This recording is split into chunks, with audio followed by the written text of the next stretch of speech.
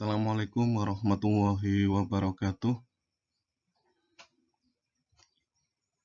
Yang kami hormati Bapak Asrul Farouk, pengampu mata kuliah Pendidikan Al-Quran dan Hadis, dan rekan-rekan mahasiswa yang berbahagia. Syukur Alhamdulillah karena isinya, karena perkenanannya kita diberi kesempatan untuk mengikuti perkuliahan ini, meskipun hanya dengan perantara sosial media. Dalam hal ini pakai WhatsApp. Semoga dengan niat lillahi ta'ala, meskipun hanya dari rumah masing-masing, perkuliahan hari ini diridhoi oleh Allah Subhanahu wa Ta'ala. Amin. Salawat serta salam semoga tetap terlimpah curahkan kepada junjungan kita Nabi Muhammad Sallallahu Alaihi Wasallam, yang setiap perkataannya, perbuatannya, dan segala hal yang dicontohkan beliau adalah ilmu. Kemudian dibikin video ini kami dari kelompok 5 yang sebenarnya itu presentasi minggu kemarin. Minggu kemarin nggak ada perkuliahan gara-gara kami yang gayanya so sibuk. Dengan segala kerendahan hati kami mohon maklumnya.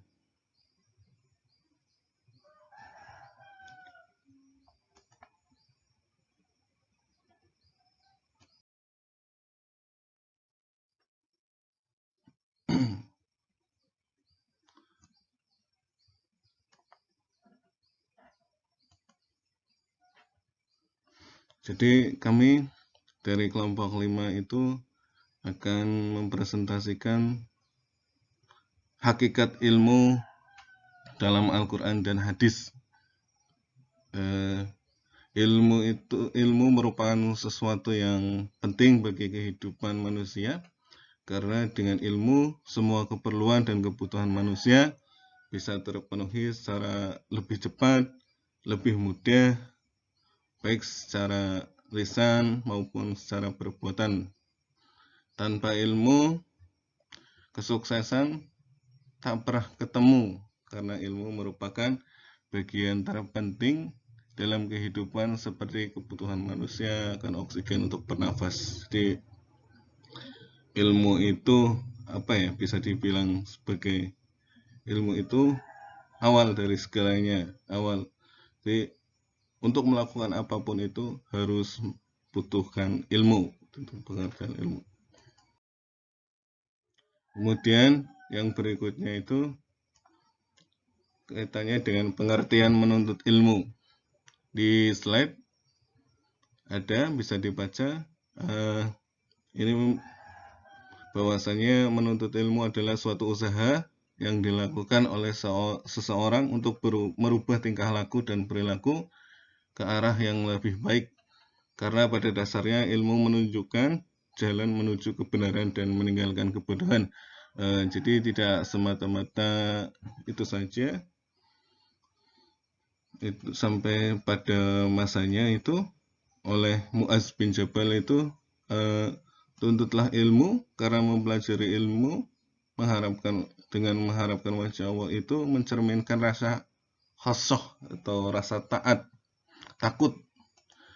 Mencarinya adalah ibadah, mengkajinya adalah tasbih, menuntutnya adalah ibadah, mengkajinya adalah tasbih, menuntutnya adalah jihad, mengajarnya untuk keluarga adalah taqarrub. Jadi dalam hal ini memang kita itu dituntut tidak melihat gender ya, siapapun laki-laki maupun perempuan diwajibkan untuk menuntut ilmu.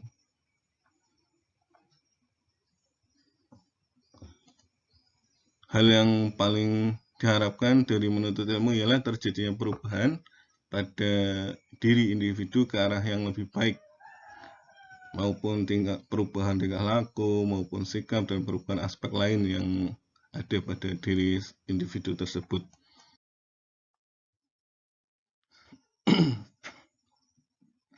Tujuan menuntut ilmu Tujuan menuntut ilmu bukan semata-mata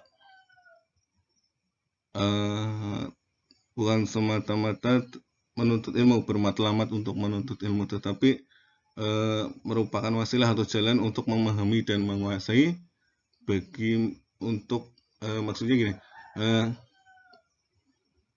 ketika kita menuntut ilmu, kita akhirnya tahu, sehingga kita dalam melaksanakan ibadah kepada Allah Subhanahu wa Ta'ala itu tidak semata-mata ikut-ikutan atau apapun itu, tapi kita sudah memiliki ilmunya, dan itu yang diharapkan oleh Allah. Kalaupun ibadah harus tahu ilmunya. Dan dalam menuntut ilmu itu ada beberapa adab, sehingga tujuan dari menuntut ilmu itu bisa terpenuhi gitu. Bisa didapat tujuan utama dari menuntut ilmu. Di antara adabnya itu harus tawadu atau rendah hati, menghormati ulama dan majelis ilmu, sabar dalam menuntut ilmu, berlomba-lomba dalam menuntut ilmu, jujur dan amanah, menyebarkan ilmu dan mengajarkannya, zuhud terhadap dunia, sungguh-sungguh dalam menjaga waktu, memanfaatkan semaksimal mungkin, mengulang pelajaran dan lain sebagainya. Itu diantara adab yang harus dipenuhi sehingga tujuan menuntut ilmu itu terpenuhi, atau tujuan menuntut ilmu itu bisa dicapai. Ini ada beberapa hadis yang menjabarkan tentang kewajiban menuntut ilmu. Itu yang pertama, utlubul ilma minal mahdi ilal lahdi. Ini sangat populer sekali, bahwasanya kita diwajibkan untuk menuntut ilmu dari lahir hingga ke liang lahat, sampai istilahnya kita, jadi yang namanya menuntut ilmu itu nggak pandang umur, bukan. Jadi sebenarnya kata-kata bahasa begini, usia kamu usia sekolah gitu. Sebenarnya usia sekolah atau usia menuntut ilmu itu sepanjang hayat gitu. Kemudian yang kedua, itu enggak di teks Arabnya enggak ada. Orang yang paling utama di antara manusia adalah orang mukmin yang mempunyai ilmu, di mana kalau dibutuhkan dia membawa manfaat atau memberi petunjuk, dan dikala sedang tidak dibutuhkan dia memperkaya atau menambah sendiri pengetahuannya. Ini diriwayatkan oleh Baihaqi. Yang ketiga, menuntut ilmu adalah fardu bagi tiap-tiap muslim, baik laki-laki maupun perempuan. Seperti yang di awal tadi sudah kami sampaikan, bahwasanya menuntut ilmu itu kewajiban, tidak melihat gender, jadi laki-laki maupun perempuan itu diwajibkan untuk menuntut ilmu. Ini ada ayat Al-Quran yang berhubungan dengan ilmu, yang di dalam slide itu tidak semua, tapi di makalah itu mencantumkan ada sekitar 4 gitu ya. Tapi kita bahas hanya di surat Al-Mujadalah, dan nanti kayaknya ada satu lagi yang dibahas. Al-Mujadalah ayat 11 yang artinya, hai orang-orang beriman, apabila kamu dikatakan kepadamu berlapang-lapanglah dalam majelis, maka lapangkanlah, niscaya Allah akan memberi kelapangan untukmu, dan apabila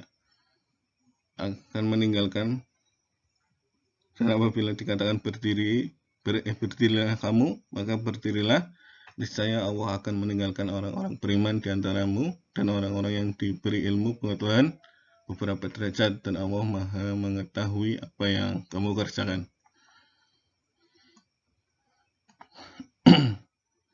Jadi beberapa tafsirannya itu, jadi pada zamannya itu para sahabat itu selalu berlomba-lomba mendekatkan tempat duduknya ke Rasulullah untuk mendengarkan pembicaraan Rasulullah.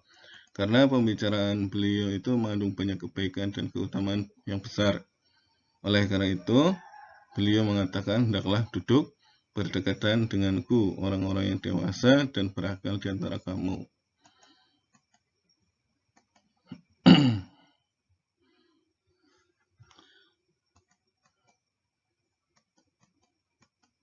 Surat yang kedua, surat yang di dalam slide itu ada surat An-Naml ayat 15. Ini, dan sesungguhnya kami telah memberi ilmu kepada Daud dan Sulaiman, dan keduanya mengucapkan segala puji bagi Allah yang melebihkan kami dari kebanyakan hamba-hamba yang beriman.